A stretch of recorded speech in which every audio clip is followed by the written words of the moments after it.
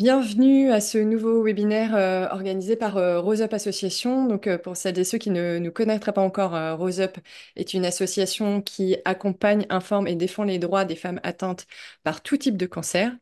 Nous vous informons via le Rose Magazine que vous pouvez retrouver dans vos hôpitaux, mais également vous pouvez les recevoir directement chez vous si vous êtes adhérente de notre association. Nous vous accompagnons via nos maisons Rose Up. Nous avons deux maisons physiques, une à Paris et une à Bordeaux. Et si vous n'habitez pas ces deux villes, sachez qu'on a également ma maison Rose Up qui propose des ateliers et des webinaires en ligne comme celui d'aujourd'hui. Et enfin, nous défendons vos droits au travers de plaidoyers, puisque nous sommes habilités à le faire en tant qu'association de patients. Évidemment, pour assurer toutes ces missions, nous avons besoin de vous. Donc, n'hésitez pas à faire un don ou à adhérer à notre association. C'est 30 euros par an. Et donc, vous avez accès à nos maisons Rose Up. Vous recevez directement chez vous, comme je vous le disais, les deux numéros de Rose Magazine qui paraissent chaque année. Et puis, surtout, vous nous aidez dans nos actions de plaidoyer. Je me présente peut-être, je m'appelle Émilie Groyer, je suis journaliste scientifique et aujourd'hui j'anime un webinaire sur les carticelles et pour ça j'ai avec moi le professeur Boissel. Donc je vais vous laisser vous présenter. Bonjour à toutes, merci de votre invitation.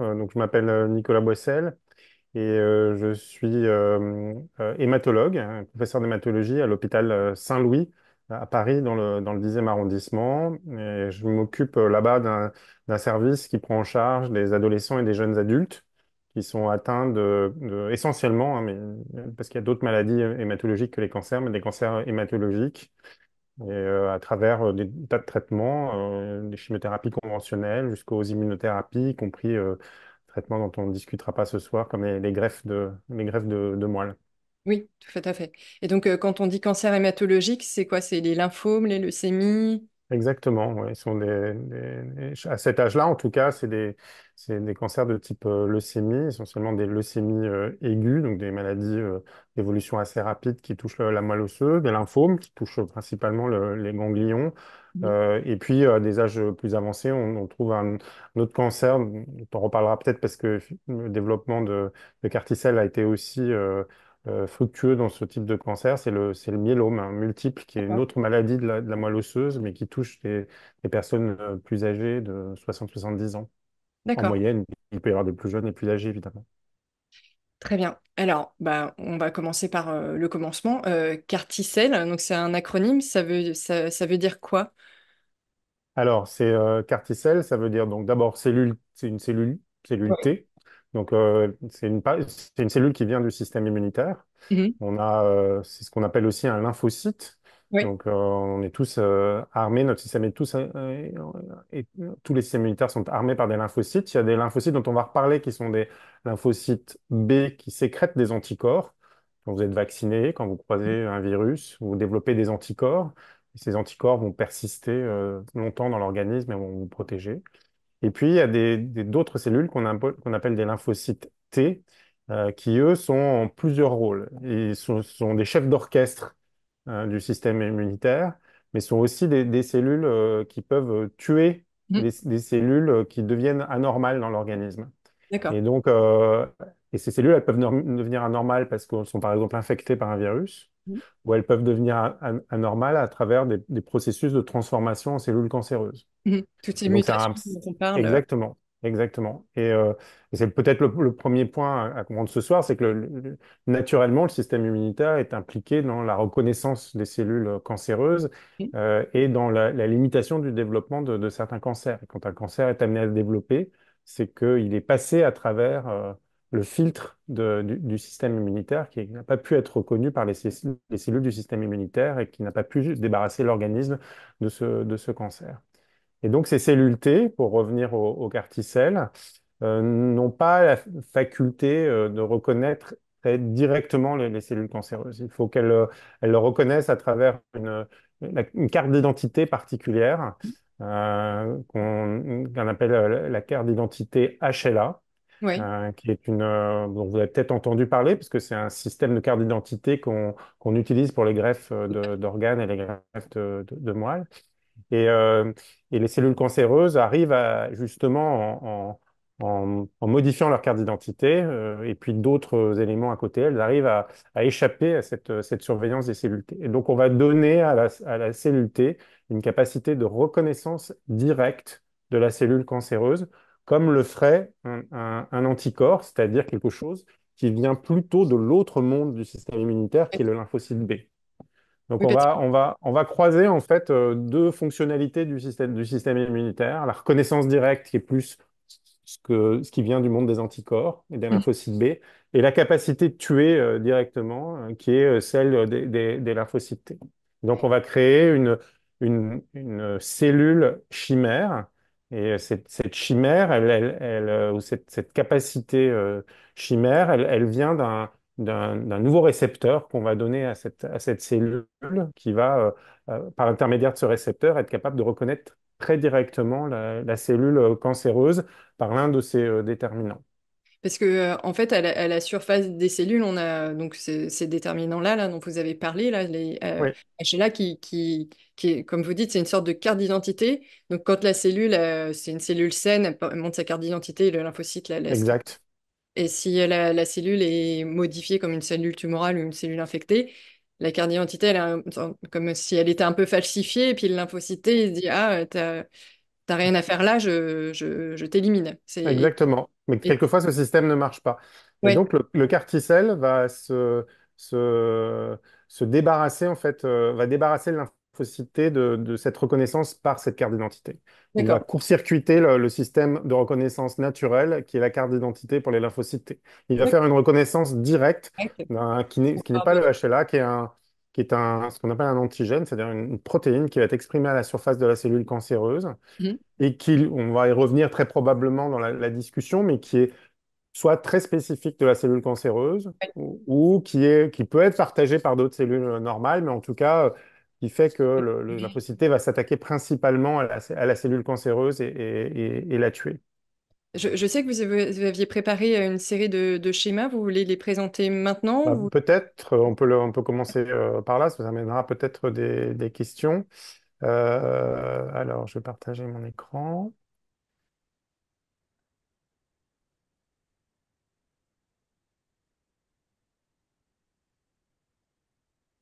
Je sais pas si vous le voyez. Oui, on voit très bien. Ouais. Là, vous êtes en plein écran, ouais, c'est parfait. Oui, donc j'avais essayé de résumer ici les formes d'immunothérapie pour venir en fait de la plus simple à la plus complexe. Et la plus complexe, c'est effectivement les CAR T-cells. Euh, alors l'exemple venait des cellules leucémiques puisque c'est mon domaine, mais on peut considérer que c'est n'importe quelle cellule cancéreuse. Mhm. Donc on a beaucoup développé initialement ce qu'on appelle des anticorps nus, c'est-à-dire des anticorps comme on en produit pour nous défendre contre, encore une fois, par exemple, les virus. Et donc, certains médicaments ont été développés à base d'anticorps nus qui sont Mhm. capables de se fixer à la surface des cellules euh, leucémiques parce qu'au lieu de reconnaître un virus, elles reconnaissent un déterminant de cette cellule leucémique ou cellule cancéreuse. Et ces anticorps, dans l'organisme, ils n'agissent pas tout seuls. Ils sont capables parfois de tuer directement, mais c'est souvent par le biais de tas d'autres acteurs qui vont recruter autour du virus ou de la cellule cancéreuse. Donc il faut d'autres acteurs du système immunitaire recrutés par cet anticorps. Donc ça, c'est les anticorps nus. Le deuxième qui est très à la mode actuellement, parce qu'il y a beaucoup de développement dans ce champ-là, et peut-être que vous consacrerez Oui. d'autres émissions à ce type de traitement. On en parle beaucoup, et l'industrie pharmaceutique développe beaucoup ce type de thérapeutique. Elles existent en hématologie depuis plus d'une vingtaine d'années, mais il y a eu beaucoup de succès en cancérologie solide ces derniers mois et dernières années. Ce sont ce qu'on appelle des anticorps couplés, ou des ADC. Ouais. C'est des anticorps qui vont reconnaître la cellule cancéreuse et qui amènent à cette cellule cancéreuse des chimiothérapies ou des toxines. Et donc, souvent, par le biais de la reconnaissance de récepteurs qui vont, quand ils vont être fixés à l'anticorps, vont internaliser à l'intérieur de la cellule l'anticorps la chimiothérapie. Donc, la chimiothérapie va être délivrée de façon très ciblée à la cellule cancéreuse. Donc Encore une fois, ça c'est- évite c'est- d'envoyer la chimiothérapie dans le sang et qu'elle se... Exactement, tout à fait. Ça limite les effets secondaires de la chimiothérapie. Ça permet aussi l'utilisation de certaines chimiothérapies qui seraient trop toxiques à utiliser de façon libre ou direct. Il y a un autre type d'immunothérapie qui a eu aussi beaucoup de succès, c'est ce qu'on appelle les anticorps bispécifiques. C'est-à-dire que là, on parle plus d'anticorps tels qu'on les voit dans la nature. On utilise juste l'extrémité qui reconnaît les déterminants sur la cellule cancéreuse et on va le brancher à un autre anticorps qui, lui, reconnaît ces fameux lymphocytes T qui sont les cellules tueuses. Donc, on va forcer la rencontre D'accord. entre une cellule qui tue Mhm. et une cellule cancéreuse. Et donc, ces anticorps bispécifiques ont aussi été développés. Il y en a qui sont commercialisés, utilisés dans certaines formes de cancer.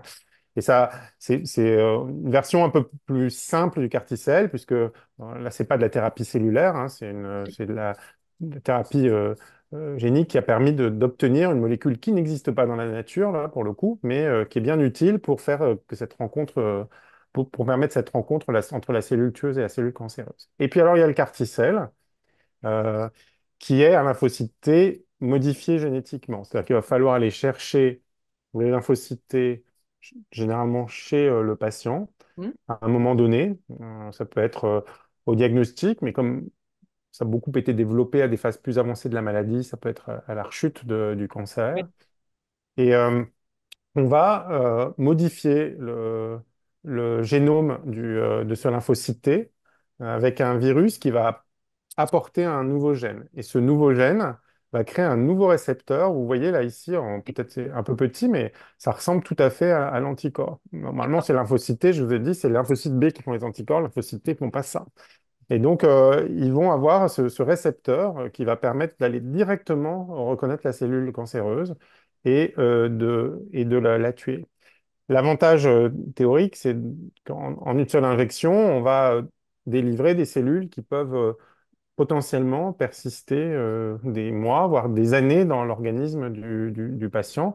Et le- l'une des premiers cas avec succès qui a été rapporté dans une leucémie de l'enfant aux États-Unis, une jeune fille qui s'appelle Emily, qui a fait beaucoup parler d'elle parce qu'elle a beaucoup accompagné le développement du médicament, qui a maintenant, qui était en phase palliative de sa maladie, qui est maintenant à plus de 10 ans de son injection. Oui, Eh bien, on sait qu'elle a toujours ces cellules qui lui ont été injectées il y a 10 ans en une seule fois et qui d'accord, circulent encore dans son organisme et qui continuent à monter la garde contre la maladie et éventuellement participent à éviter que la maladie revienne, ne rechute.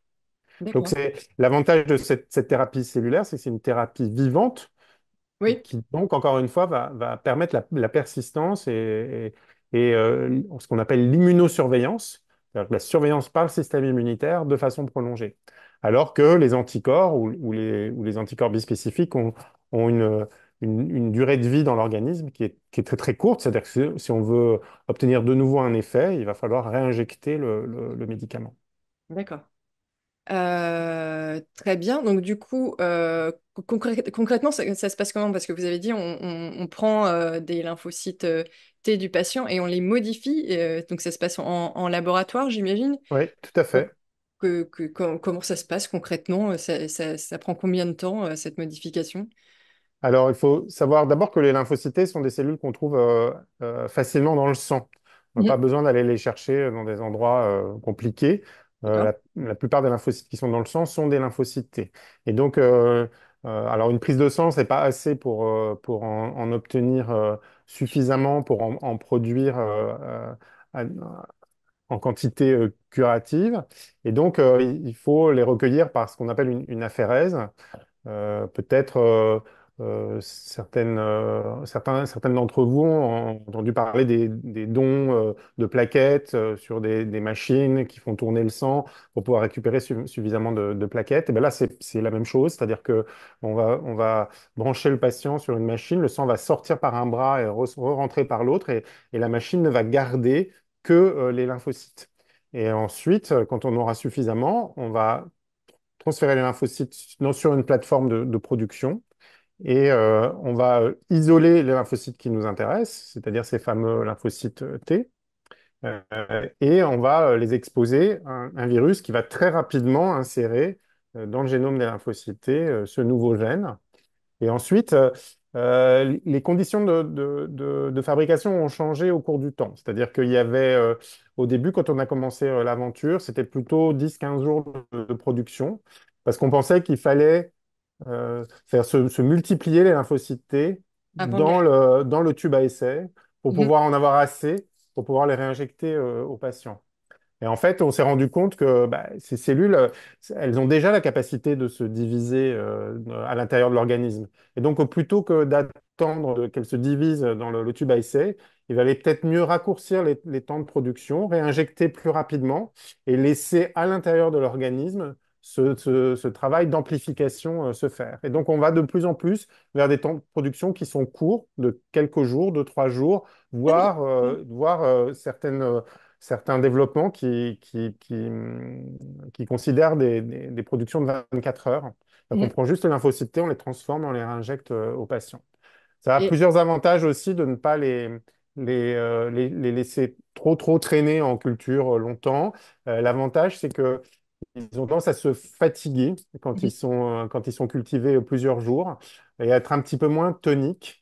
Et donc, quand on raccourcit les temps de culture, voilà, ils ont une énergie, on va dire, ou une capacité à se développer et à tuer leur cible qui est beaucoup plus importante. Et puis aussi une capacité à persister dans l'organisme des patients. Je vais prendre la question d'Audrey. Vous dites donc on prend les lymphocytes chez les patients. Est-ce qu'il y a des contre-indications? Est-ce qu'il y a des patients, je ne sais pas, qui n'ont pas assez de lymphocytes T? Audrey pose la question, par exemple, des personnes atteintes de cancer métastatique. Mm. Est-ce que ça peut être limitant? Alors, ça arrive effectivement que dans certaines situations, les taux de lymphocytes sont pas suffisamment haut pour faire ce type de prélèvement. Ça reste très très rare. Et les situations auxquelles on était principalement été confrontés, c'est des situations de patients qui ont eu par exemple une greffe de moelle récente et Mhm. dont la reconstitution du système immunitaire n'est pas complètement faite. Il faut vraiment des taux de lymphocytes très très très bas pour D'accord. ne pas pouvoir le faire. C'est-à-dire que la marge, ou les taux requis de lymphocytes peuvent être extrêmement bas. Et donc, je pense que dans le champ du cancer, on n'atteint pas ces taux aussi bas de lymphocytes. Alors ça, c'est pour les taux.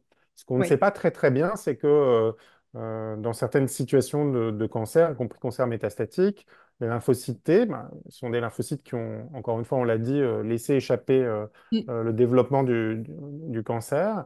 Et donc, ils sont dans certaines situations un peu, enfin, leurs capacités sont amoindries. Et donc, on sait que il y a la question de la quantité, mais il y a aussi la question de la qualité. Et ça, ce sont des éléments qu'on connaît pas encore très très bien, mais très probablement, il y a certaines situations dans lesquelles le produit, le carticelle, sera peut-être moins fonctionnel parce il a été produit à partir de cellules qui ont été prélevées dans un contexte qui n'est pas un contexte optimal.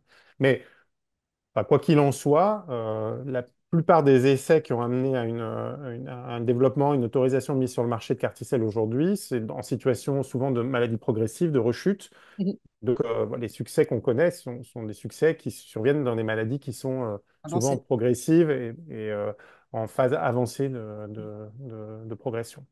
Et du coup, ces lymphocytes-là, ils viennent forcément du patient ou on peut imaginer qu'ils viennent d'une personne bien portante? Alors, dans la plupart des cas, c'est une très bonne question. Dans la plupart des cas, les essais ont été développés à partir des patients eux-mêmes. Mm. Et pour des questions essentiellement de législation. D'accord. Euh, Parce que on pourrait se dire, alors dans des situations un peu particulières où le patient a reçu, par exemple, dans une greffe préalable, un système immunitaire qui n'est pas le sien, puisque c'est le Oui. principe de la greffe, Mm. on pourrait se dire, bah, allons chercher les cellules immunitaires chez le donneur Mhm. pour pouvoir faire pour avoir des lymphocytes qui sont plus vivaces et plus actifs. Aller chercher des lymphocytes d'un donneur chez quelqu'un qui n'a pas été greffé, c'est-à-dire chez quelqu'un d'autre, c'est potentiellement plus compliqué parce qu'on revient à cette fameuse carte d'identité initialement. C'est quand même c'est une frontière et recevoir des lymphocytes qui ne viennent pas de soi, ça peut exposer l'organisme à des effets secondaires extrêmement graves. Et donc, il faut tenir compte de cette barrière que constitue la carte d'identité de chacun et voilà, qui s'impose, par exemple, pour les greffes de moelle osseuse. Très bien. Et donc vous disiez, donc on prend ces lymphocytes T et on leur amène un gène qui permet d'exprimer cette protéine qui va leur permettre de reconnaître la cellule tumorale. Comment on choisit le gène qu'on va mettre dans le lymphocyte? Alors, en fait, ce sont des études qui ont commencé il y a plus de 30 ans qui ont permis de trouver ce type de gène-là, hein. Le premier concept de CAR-T-cell, il date de la fin des années 80. Ah oui. C'est un laboratoire. L'inventeur, en fait, s'appelle Zélie Guéchard. C'est un chercheur israélien qui a, pour la première fois, dans les années 80, rapporté ce concept de CAR-T-cell. Et il avait cet objectif-là de croiser le meilleur des deux mondes entre le lymphocyte B et le lymphocyte T. Et donc, comment est-ce qu'on le construit? Bah, d'abord, on met au-dessus, enfin tout au bout, un anticorps, c'est-à-dire quelque chose dont on sait qu'il reconnaît directement la cible qu'on veut reconnaître sur la cellule cancéreuse. Mhm. Et après, on va brancher cette partie anticorps sur quelque chose qui va s'ancrer dans la membrane, c'est-à-dire à la surface de la cellule.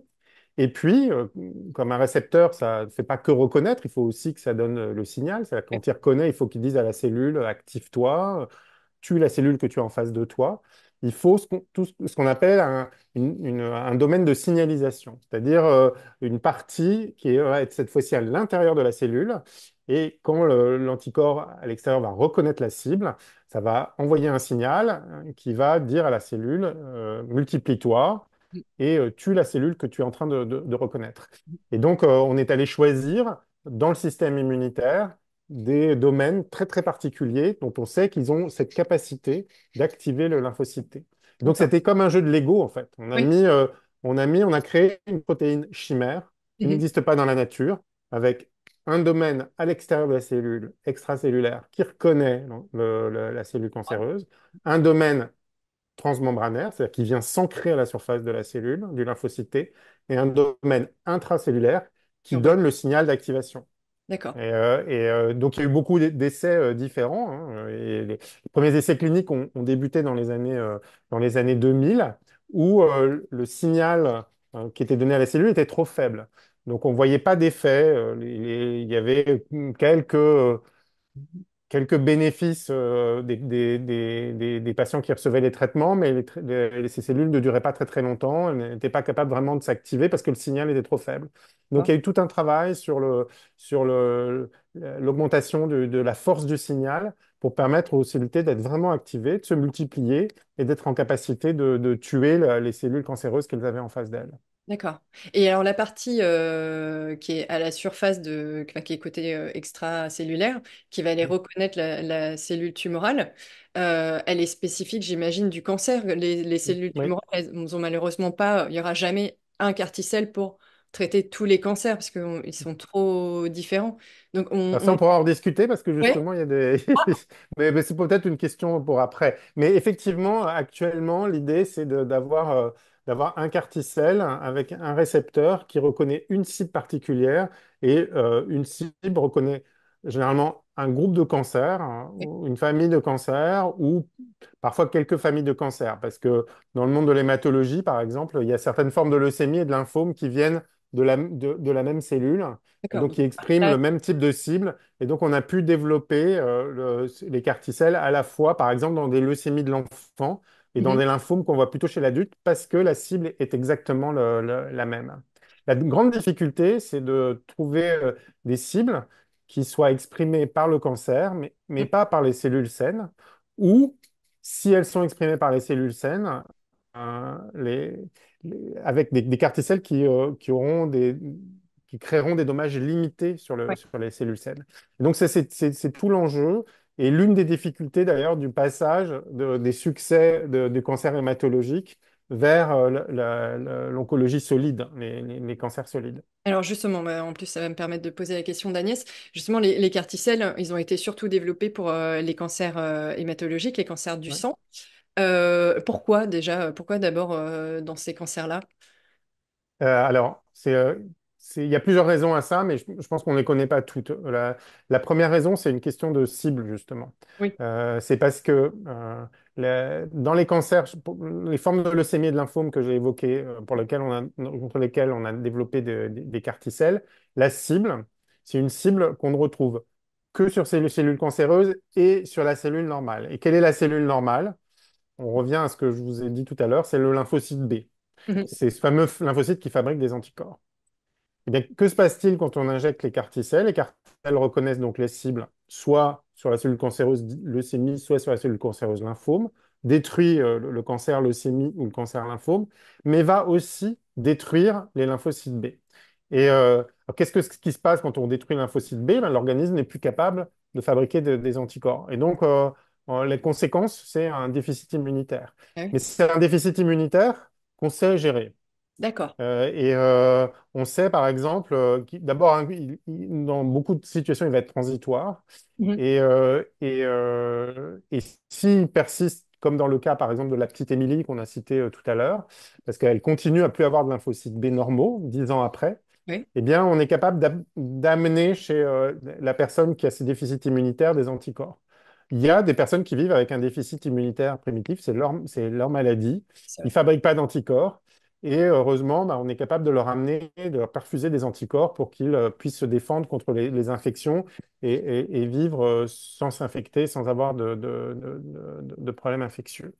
Eh bien, c'est parce que le dommage collatéral était acceptable que, on a pu développer les premiers carticelles dirigés contre ce qu'on appelle le CD19, qui est la cible partagée par le lymphome, par la leucémie aiguë et par les cellules lymphocytes B normales, avec cet effet secondaire qui est encore une fois plus ou moins transitoire de dépression du système immunitaire qui va être une complication attendue, contre laquelle voilà, on Ouais. va lutter, hein. Il va y avoir des traitements qui vont éviter à la personne de s'infecter après le traitement par carticelle, et la personne va plus ou moins récupérer des lymphocytes B par la suite.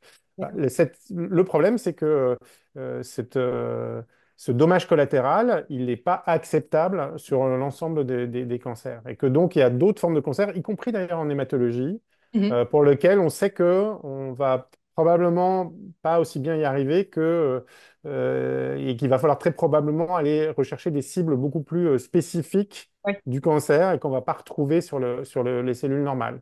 Et il y a des tas de stratégies de carticelle dont on attend avec beaucoup d'appréhension les premières injections Mhm. dans les développements précoces, parce qu'on se dit, mais est-ce qu'on a vraiment été capable de prédire Oui. l'effet qu'on appelle on target, donc sur la cible, et off tumor, c'est-à-dire à l'extérieur de la tumeur. Donc, quelles autres cellules normales qui expriment la cible, vont être touchées éventuellement par Mhm. l'utilisation de ces immunothérapies. Mais c'est vrai aussi avec d'autres immunothérapies dont on a parlé tout à l'heure. Tout à fait. Et donc, ça, c'est la première cause. La deuxième cause, j'étais un petit peu long sur la première, mais la deuxième cause, c'est que euh, l'environnement dans les cancers solides, dont vous avez peut-être déjà parlé auparavant, est différent de l'environnement des lymphomes ou des leucémies aiguës. Et D'accord. souvent, les cancers solides créent dans l'environnement de la tumeur un état de freinage des immunosuppresseurs qui est Mhm. beaucoup plus fort que dans la leucémie et dans le lymphome. Et c'est aussi D'accord. pour ça que dans les cancers solides, les immunothérapies qui ont le plus marché jusqu'à présent sont des immunothérapies qui lèvent ce frein. Tout à fait. Les inhibiteurs du checkpoint, dont vous avez peut-être déjà PD1, aussi parlé, ouais, exactement, anti-PD1, anti-CTLA4, etc. Sont des traitements qui lèvent le frein local et qui permettent au système immunitaire de se réactiver à l'intérieur de la tumeur, de redonner la main au système immunitaire. Eh bien, d'accord. cet état d'immunosuppression qu'on voit dans les cancers solides empêche le CAR-T d'approcher la tumeur et de s'y attaquer. Donc, il y a des tas de stratégies qui sont inventées, y compris celle d'ailleurs de fabriquer, la cellule pourrait fabriquer un anti-PD1 ou PDL1. Oui. Euh, voilà, puisque Oui. elle fabrique déjà un gène qu'elle ne devrait pas fabriquer, enfin, elle fabrique une protéine qu'elle ne devrait pas fabriquer. On imagine par exemple des cellules qui pourraient se faufiler en étant armées pour pouvoir contrer justement l'immunosuppression qui est créée par la cellule cancéreuse. Donc, si je comprends bien, il y a deux enjeux, parce que en théorie, ça paraît génial. Mm. Finalement, il y a deux enjeux principaux, c'est ce que vous disiez. Donc, c'est la cible, trouver une cible qui soit présente sur les cellules tumorales, mais pas trop dans des cellules saines, ou en tout cas, si Ouais, elles sont, qu'elles provoquent pas des dommages trop importants. Et donc, pour les cancers solides, le problème, c'est que même si on injecte des lymphocytes qui sont éduqués pour reconnaître la cellule tumorale est capable de freiner son activation. exactement.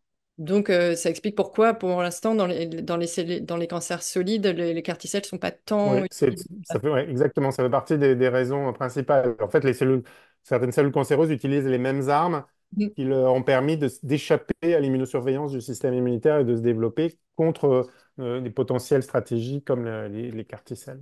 Tout à fait. Et alors, est-ce qu'il y a quand même des cancers solides dans lesquels les CAR T-cells fonctionnent? Agnès posait la question du cancer du sein, par exemple. Alors pour l'instant, pas à ma connaissance, mais il y a énormément de développement. Bon, les anticorps, les ADC ont été développés, enfin, les anticorps couplés, hein, sont efficaces. Mais à ma connaissance, il y a pas de percée dans le cancer du sein jusqu'à présent. Il y a des cancers plus rares, hein, des cancers qui touchent le cerveau, par exemple, dans lesquels il y a eu des succès, il y a des développements qui sont en cours. Il y a D'accord. d'autres il y a d'autres cancers dans lesquels les stratégies se modifient un peu par rapport au carticelle, mais qui utilisent le même principe, une cellule un lymphocyte T qui va reconnaître de façon différente la cible et qui va permettre de rétablir une agressivité du système immunitaire vis-à-vis du cancer. Donc il y a d'autres stratégies que les carticelles, mais pour l'instant, c'est vrai que les développements sont un peu en retard par rapport à l'hématologie. Et est-ce Mais ils sont extrêmement nombreux. Oui. Et Extrêmement est-ce qu'on nombreux. on peut imaginer combiner du coup les carticelles avec ces immunothérapies qui lèvent PD1 et Oui, PD-L1 qui font oui, tout à fait. euh, Oui, oui. On peut tout à fait imaginer combiner plusieurs immunothérapies. On peut aussi combiner de la chimiothérapie et de l'immunothérapie, des carticelles. Enfin, il y a plusieurs stratégies qui sont possibles. Là, pour l'instant, on est un petit peu, même en hématologie, on est au début de l'aventure. C'est-à-dire que on voit plutôt les cellules, les carticelles remonter les lignes, plutôt oui, que d'aller vers des combinaisons. Mais tout à fait. À la fois avec les autres immunothérapies, avec la greffe de moelle en hématologie, il y a des combinaisons qui sont imaginées pour pouvoir augmenter l'efficacité des carticelles. Et oui, alors le deuxième point dont on parlera peut-être après, mais qui est aussi un élément limitant potentiellement, qui n'est pas celui qui est le plus mis en avant pour ce qui est de l'oncologie solide, c'est la tolérance et les effets secondaires. Alors, je ne sais pas oui, si vous aviez prévu d'en oui, bien sûr, bah, discuter, on peut en mais, parler. euh, mais l'activation de ces cellules dites carticelles correspondent à une activité un peu parfois supérieure du système immunitaire par rapport à ce qu'on peut connaître dans une réaction, par exemple, dans une grippe, et on peut observer des emballements de ces carticelles, un peu comme, Comme pour le pour Covid. faire une comparaison, oui, exactement. C'est l'exemple que j'allais prendre, c'est-à-dire que c'est ce qu'on a un peu connu dans le Covid, hein. Dans le Covid, on sait que la plupart des dégâts, notamment respiratoires, qu'on a observés, c'est pas le virus lui-même, c'est un emballement du système immunitaire. D'accord. Et c'est en calmant le système immunitaire qu'on a réussi à améliorer certaines situations difficiles dans le Covid. Et s'est passé exactement la même chose. Et les médicaments qu'on a d'ailleurs utilisés dans le Covid, c'était des médicaments qu'on avait mis en place pour calmer certains carticelles qui s'emballent. D'accord. Donc on sait que dans certaines situations, l'amplification des cellules peut euh, euh, créer ce qu'on appelle un orage Oui, immunitaire. Et cet orage immunitaire, il peut avoir un impact sur le fonctionnement de certains organes, comme le cœur, comme le poumon, comme le cerveau, et donc donner des effets secondaires qui ont pu être graves dans certains développements cliniques. Donc ils existent toujours, on est toujours extrêmement euh, donc, inquiet, et puis surveille beaucoup les patients qui ont eu des réinjections de Carticel parce qu'on sait que dans les jours qui suivent l'injection, il peut y avoir des effets secondaires graves et qui peuvent nécessiter de mettre en place des mesures voilà, de soutien à la fonction de certains organes, voire de transfert en réanimation, qui peuvent être dans certains Carticel et certaines maladies assez fréquents, hein. Par exemple, dans les leucémies aiguës, y compris de l'enfant, environ 15% des patients vont être transférés en réanimation à un moment de leur traitement en raison d'une activité trop importante du carticelle. Donc D'accord. c'est quelque chose qui n'est pas si rare que ça.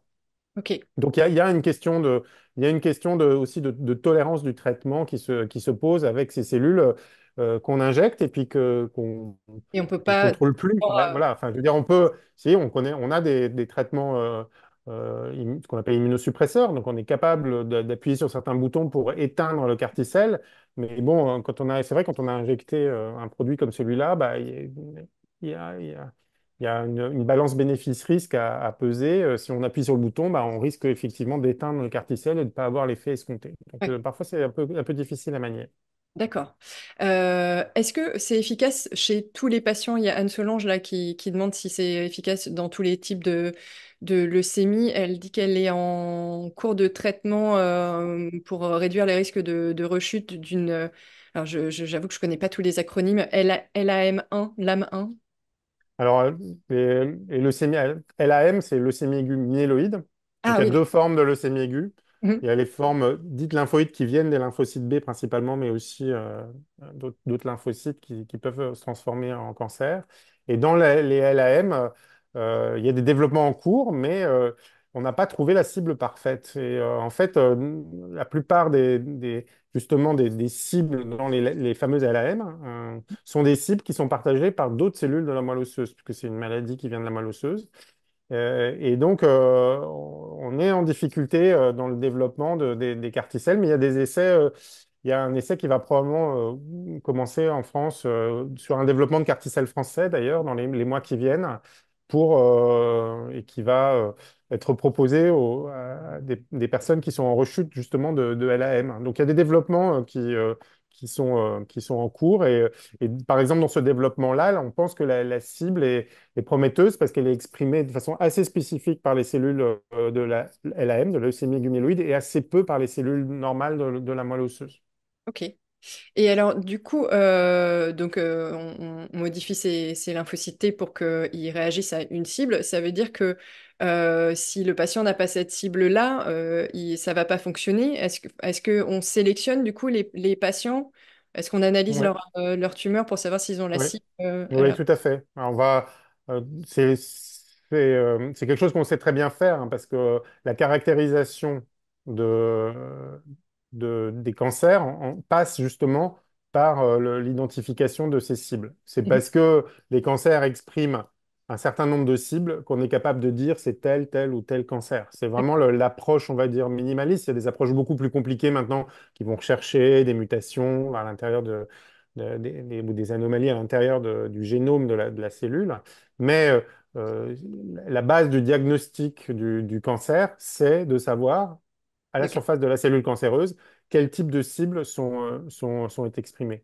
D'accord. Donc, parfois, comme le CD19 dans le lymphome de la leucémie aiguë, sont des cibles qu'on a toujours utilisées, hein. Ça fait 20 ans, 30 ans on utilisait cette cible pour identifier la forme de cancer. Si on veut des choses plus sophistiquées, développer, enfin, ou identifier des cibles qui sont plus spécifiques, ben, de temps en temps, voilà, on est aussi, euh, euh, on est amené à développer des tests qui vont identifier la présence ou pas de la cible à la surface. Oui. Et pour répondre plus précisément à la question, euh, il y a une corrélation entre le niveau d'expression de la cible et l'action de toute immunothérapie. C'est rare que les immunothérapies fonctionnent vraiment très bien sur dans des maladies qui expriment très très faiblement la cible, hein. C'est le cas dans les cancers solides comme dans les cancers hématologiques. Oui, c'est logique. Il y a Juliette qui pose la question des lymphomes MALT. Est-ce qu'il y a des développements aussi pour ces types de Oui, lymphomes? Oui. oui, tout à fait. Il y a des développements puisque les lymphomes MALT sont des lymphomes B. et donc Mhm. qui sont donc de cette famille des lymphomes qui dérivent de la cellule du lymphocyte B.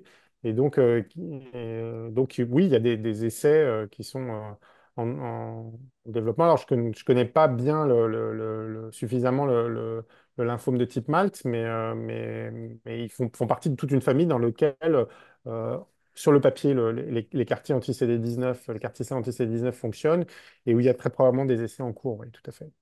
Mais actuellement, parce que là vous parlez d'essais cliniques, mais actuellement les carticelles, ils sont utilisés en routine dans quel cancer? Alors, il y a trois cancers pour lesquels pour l'instant, il y a une autorisation en Europe. Et il y a plusieurs carticelles dans chacune pour ces maladies. Donc, c'est vrai que malheureusement, c'est comme ça, hein. C'est-à-dire qu'il y a vraiment des maladies dans lesquelles la stratégie a été plus facile à développer. Et donc, ce sont les leucémies aiguës lymphoblastiques. Donc, c'est le premier cancer de l'enfant D'accord. qu'on retrouve aussi chez l'adulte, de la lignée B, Mhm. donc avec ce fameux CD19. Euh, les lymphomes. Et donc maintenant, il y a plusieurs types de lymphomes. Les lymphomes B diffus à grandes cellules, c'est les premiers cancers. C'est l'un des plus fréquents pour lequel mais ça a été développé. Mais il y a d'autres lymphomes maintenant pour lesquels des stratégies ont été approuvées. Lymphome dit folliculaire, lymphome du manteau. Et puis, vous avez cette troisième maladie qu'on a citée très rapidement tout à l'heure, qui est aussi issue d'un lymphocyte B, mais qui n'exprime pas le CD19. Et donc, il a fallu trouver une autre cible ou d'autres cibles, puisqu'il y a d'autres cibles qui ont été développées, qui s'appellent le myélome multiple, Ok, qui est, pour lequel voilà, des stratégies de quartier ont été approuvées. très bien. Mais vous disiez, il y a des essais cliniques un peu dans tous les types de Il y a cancers. énormément d'essais cliniques en cours avec, voilà, avec des cibles différentes en Mhm. oncologie solide et même en dehors de l'oncologie, hein. Mhm. Parce que on peut citer, puisqu'il y a eu beaucoup de publications, il commence à y avoir des développements. On peut citer les maladies auto-immunes, qui ne sont pas des cancers, les maladies où le système immunitaire se retourne contre un organe ou contre certaines cellules normales de l'organisme. On sait que certains de ces maladies auto-immunes sont justement euh, dues à un comportement anormal des lymphocytes B. Et donc, il y a eu des essais des fameux carticelles anti-B D'accord. où en fait, on détruit les lymphocytes B, on crée un déficit immunitaire, on remplace la maladie auto-immune par un déficit immunitaire. Et il y a eu des publications avec des résultats très étonnants dans des maladies auto-immunes très graves. Donc, on est en train de sortir progressivement aussi du champ de la cancérologie avec les carticelles. Alors, je sais que vous êtes hématologue, mais peut-être que vous serez en capacité de répondre à la question de Rosalie qui demande s'il y a des développements vous parlez des cancers du cerveau. Donc, il y a aussi des essais cliniques dans les cancers du cerveau. Oui, il y a avec une cible qui s'appelle GD2. Alors c'est des cancers qu'on voit. Les premiers développements ont été faits surtout chez l'enfant. Donc c'est pas tous les cancers c'est Ouais. pas tous les cancers du cerveau, hein, c'est certaines formes de cancer. Comme vous l'avez dit tout à l'heure, il faut que la cible soit exprimée. C'est souvent certaines formes de cancer qui expriment telle ou telle cible, ou parfois certains sous-groupes d'un cancer donné qui expriment la cible d'intérêt. Oui, il faut qu'elle soit souvent. Enfin, on vérifie généralement l'expression de la cible pour pouvoir utiliser ces carticelles. Et alors, question bête, mais ça veut dire que les carticelles sont capables de passer la barrière hémato-encéphalique? Parce que c'est souvent Eh la oui, tout des à fait. traitements. Ouais, c'est une bonne question, mais c'est extrêmement important pour certaines formes de cancer, notamment les leucémies dont on a parlé, les leucémies de l'enfant, Mhm. dont on sait qu'elles sont souvent d'emblée ont des cellules qui ont passé cette fameuse barrière hémato-méningée, qui nécessite que les enfants reçoivent des ponctions lombaires avec des injections de chimiothérapie pour pouvoir prévenir les rechutes dans le système nerveux central. Ça, tous les enfants qui ont ce type de leucémie reçoivent, en complément de la chimiothérapie par voie intraveineuse, de la chimiothérapie intrathécale de façon systématique. L'avantage des carticelles dans cette maladie, c'est qu'effectivement, ils vont se faufiler à travers cette barrière. On rappelle que cette barrière, elle est là. Elle est à la surface des vaisseaux qui irriguent le cerveau. Et elle est là pour protéger le cerveau de toxines, hein. C'est-à-dire que le cerveau est plus protégé que certains autres organes du fait de pouvoir, dans l'alimentation, avaler des toxines. Et comme vous savez que les cellules du cerveau ne se renouvellent pas. S'il y a une atteinte, s'il y a une toxicité contre les cellules du cerveau, on va perdre ces Merci. cellules-là, comme dans un accident vasculaire. Et Mhm. donc, le cerveau est protégé par cette barrière. Et donc, il y a beaucoup de chimiothérapies qui ne passent pas naturellement cette barrière-là. Et bien, les carticelles, eux, vont passer la barrière, se faufiler derrière, diffuser dans le cerveau et dans le liquide dans lequel baigne le cerveau, qu'on appelle le liquide céphalorachidien, et vont être capables d'éradiquer les cellules qui s'y trouvent. Et on a des preuves assez forte de ça. D'accord. J'aimerais juste qu'on revienne un peu concrètement sur comment se passe ce traitement. Donc, on a dit, hein, on va prélever les lymphocytes T chez le patient, les modifier dans le laboratoire, et après, comment ça se passe? On les réinjecte, Mm. ça demande une hospitalisation. C'est concrètement pour le patient, ça se passe comment? Alors, toute la partie de préparation et de réinjection, en théorie, peut se faire en ambulatoire. Il y a certains centres qui commencent à le faire. D'accord. On sait que si on réinjecte, c'est très étonnant, on sait que si on réinjecte les cellules, il ne se passe pas grand-chose. Ok. C'est-à-dire qu'il faut préparer l'organisme à recevoir ces cellules et il faut préparer le système immunitaire du patient à recevoir ces cellules. Parce que si vous ne le préparez pas, les cellules risquent d'être rejetées par le système Mm. immunitaire du patient. Et donc, paradoxalement, il faut préparer le patient par ce qu'on appelle une lymphodéplétion, c'est-à-dire ce qu'elle dit, enfin, ce terme dit ce qu'il mentionne, hein, c'est lympho, les lymphocytes, et déplétion, diminution ou, En retrait. comment dire, oui, retrait des cellules lymphocytaires. Et donc l'objectif, c'est vraiment donc, on connaît des chimiothérapies très spécifiques qui sont d'ailleurs utilisées parfois dans des maladies auto-immunes. Mhm. On sait les chimiothérapies qui sont capables de donner un frein sur le système immunitaire pendant quelques semaines, le temps que les CAR-T arrivent et s'installent, s'amplifient sans être rejetés et conduisent parfois d'ailleurs à l'acceptation par le système immunitaire de ces carticelles qui sinon seraient rejetées. Et D'accord. donc, euh, et donc généralement, dans la majorité des cas, l'injection suit une période dite de lymphodéplétion, donc quelques jours où il y a des injections de chimiothérapie. Donc D'accord. ça, la lymphodéplétion et l'injection des carticelles, généralement, peuvent se faire en ambulatoire. Mhm. On aime bien, en France, continuer, même si il y a certains pays, comme aux États-Unis, où bon, étant donné les prix d'hospitalisation, ils préfèrent l'ambulatoire. Ils ont beaucoup expérimenté l'ambulatoire pour la surveillance des carticelles, mais souvent les patients sont en face de l'hôpital à l'hôtel et ils peuvent y revenir rapidement. En France, on aime bien conserver le patient en hospitalisation pendant quelques jours pour vérifier justement que ces fameux orages immunitaires ne se produisent pas, ou en tout cas s'ils se produisent, ils ne donnent pas d'effets néfastes ou qu'on ne soit pas obligé de mettre en place voilà, des soins de support pour contrer les effets du système immunitaire.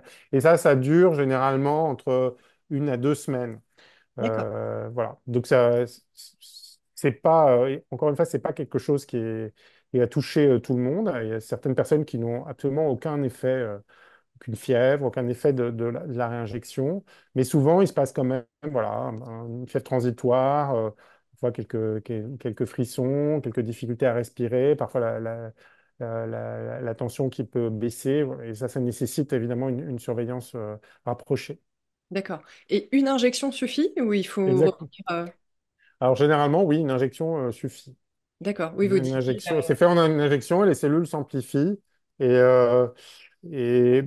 on va dire que dans la majorité des cas, les cellules ne vont pas persister.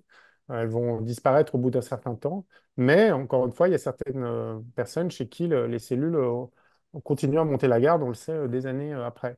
D'accord. Et même si elles disparaissent, l'action a été Oui, efficace. exact. C'est très étonnant ça. C'est-à-dire qu'en fait, il y a certaines maladies pour lesquelles cette persistance, cette immunosurveillance est nécessaire. Donc l'efficacité peut venir uniquement d'un- d'une lutte, enfin d'une attaque transitoire sur les cellules du cancer. Et même si les cellules disparaissent après, voilà, la maladie est en rémission et parfois on pourra parler de guérison après plusieurs années de rémission. Et puis dans certaines maladies pour lesquelles il semble que la persistance des carticelles soit plus importante, comme dans les leucémies aiguës de l'enfant. Oui, comme l'exemple Le- d'Émilie, c'est 10 ans après. Exactement. Ouais. Bien. Et Exactement. alors, du coup, on comprend bien hein, que c'est quand même une thérapie qui est compliquée à manipuler avec les effets secondaires. Et puis, il faut avoir aussi un laboratoire à proximité, j'imagine, pour faire la modification des lymphocytes T. Est-ce que, du coup, les carticelles sont proposés dans tous les établissements ou est-ce qu'il y a des établissements qui sont habilités à proposer les carticelles? Alors, pour revenir sur la production, aujourd'hui, les productions sont essentiellement industrielles. Donc, ce sont les laboratoires pharmaceutiques qui récupèrent les cellules Donc, vous dans envoyez... l'hôpital, qui fait la production et qui renvoie les cellules. D'accord. Même si de plus en plus des programmes académiques vont se monter et que peut-être dans l'avenir, on va aller vers un système qui est plus un système académique de je caractérise la maladie, Mm. je définis quelle est la meilleure cible et je demande au laboratoire qui est dans l'hôpital de fabriquer les carticelles qui conviennent le mieux D'accord. aux patients, mais surtout au type de cancer présenté par le ou D'accord. la patiente. Donc ça, Très c'est peut-être, personnalisé. ouais. Pour l'instant, c'est pas le modèle, mais ça pourrait être le modèle dans l'avenir. Effectivement, étant donné les effets secondaires qui ont été observés avec les carticelles, qui sont toujours observés avec les carticelles, leur utilisation est limitée à certains centres. Et il Mhm. y a eu un agrément qui a été, dont les conditions ont été définies par le ministère de la Santé, qui a été décliné par les agences régionales de santé, donc qui s'occupent territoire par territoire de donner les autorisations enfin, d'effectuer tel ou tel traitement, hein, la radiothérapie, la greffe, la chimiothérapie, tout ça c'est soumis à des agréments. L'utilisation des carticelles est aussi soumise à des agréments. Et donc vous avez, alors là, en France, on est probablement l'un des pays qui est le plus facilement, en tout cas, où l'accès est le plus facile, hein. Le système de santé français quand même reste assez extraordinaire pour ça. Et donc, vous devez avoir, je pense, maintenant une quarantaine de centres en France pour les maladies hématologiques. Et on imagine bien que quand les carticelles vont arriver dans le domaine de l'oncologie, ça diffusera aussi relativement vite et l'accès devrait être facile. Au début, c'était évidemment, quand l'expérience ou quand l'aventure commence, il y a quelques centres, comme d'habitude, qui sont agréés pour donner le traitement, mais ça a été extrêmement rapidement diffusé à l'ensemble du territoire dans le champ de l'hématologie et des quartiers qui sont actuellement agréés. D'accord. Et alors, du coup, je me mets à la place d'un patient. Si je veux savoir si à côté de chez moi, il y a un centre qui propose les carticelles, je sais pas, il y a un site qui les recense ou... Non, mais la plupart des services d'hématologie soit sont en capacité de le faire, soit connaissent les réseaux et sont capables de référer les patients à des centres qui les font. Donc les cliniciens savent très bien quels sont les centres autour d'eux qui sont en capacité de donner les carticelles. C'est plus compliqué pour les essais thérapeutiques, évidemment, hein, mais c'est toujours la question est de savoir dans quel centre, est-ce qu'il y a un essai qui me concerne et dans quel centre qu'est-ce qu'il est ouvert. L'information est souvent plus compliquée. L'Institut national du cancer réfère certains de ces essais, mais bon, c'est souvent des recherches un peu plus compliquées qui permettent d'obtenir ce type d'informations-là. Alors justement, j'en profite. J'ai fini d'écrire un article sur les différentes applications. Il y a pas mal d'applications mobiles en ce moment qui se développent. Il y a OncoClick, il y a Match Trial, il y en a plusieurs comme Oui. ça. Donc, qui permettent aux patients ou aux médecins de chercher un peu plus facilement des essais cliniques qui correspondent à leurs critères. Cet article va être mis en ligne sur notre site internet rose-up.fr. Donc, n'hésitez pas à le consulter régulièrement. Donc, j'ai essayé justement de comparer les différentes applications, quelles sont leurs spécificités, si ça concerne les essais cliniques de tous les cancers ou certains cancers. Enfin voilà, j'ai essayé de vous rendre ça un petit peu didactique avec les plus et les moins de chacune des applications. Mais c'est vrai qu'on sait qu'il y a énormément finalement d'essais cliniques qui sont ouverts avec beaucoup d'inclusion de patients, mais il y a encore trop peu de patients qui en bénéficient. Donc ça va être aussi une aide à la fois pour les oncologues et pour les patients. Donc voilà, on va bientôt le publier sur notre site internet. Bah écoutez, je crois qu'on a fait le tour des questions qu'on avait préparées ensemble. Il n'y a pas d'autres questions de la part de nos participantes. Est-ce qu'il y a quelque chose qu'on aurait oublié de dire qu'il faudrait ajouter concernant les carticelles? Bah, c'est un traitement parce que je vois là une question d'Agnès, est-ce l'avenir Ah oui, c'est des l'avenir. thérapies dans le Oui. cancer? C'est une bonne question. C'est une- L'avantage de cette thérapeutique, c'est une thérapeutique Lego, enfin que moi j'appelle Lego, c'est-à-dire qu'en fait, elle est modulable très très rapidement. Comme c'est vous donnez à une cellule la capacité de construire son récepteur, vous n'êtes pas obligé de. C'est finalement quelque part un peu plus simple d'évoluer rapidement ou d'avoir une stratégie nouvelle Mhm. à mettre en place. Par contre, ça reste une thérapie cellulaire et génique, donc c'est C'est très fort. compliqué sur le plan réglementaire à développer et à mettre en place. Ça reste une thérapeutique chère, hein. Les premiers carticelles ont été facturés 300 000 euros l'injection. Waouh. Donc probablement les coûts vont évoluer avec le temps et toutes les grandes percées innovantes en thérapie ont toujours coûté cher initialement. Encore une fois, les prix commencent déjà à descendre et peut-être que si on va vers un modèle de production très local, pas au lit du patient, mais presque, Parce que- peut-être que les prix seront réduits. Mais voilà, ça reste un modèle de traitement qui est compliqué à développer. Et donc, parmi les immunothérapies, il y a eu voilà, ça a eu le vent en poupe, mais peut-être que d'autres stratégies, comme les anticorps couplés, comme les bispécifiques, sont plus mises en avant actuellement que les CAR-T-cells. Les CAR-T-cells, ça a été peut-être une avancée spectaculaire. Oui. On ne peut pas dire aujourd'hui que ce soit la route toute tracée pour l'immunothérapie pour demain. Il y a d'efforts Mhm. beaucoup d'efforts sont mis sur des stratégies qui sont plus faciles à développer, qui ont aussi montré beaucoup d'efficacité, qui sont les anticorps couplés et bispécifiques. Très bien.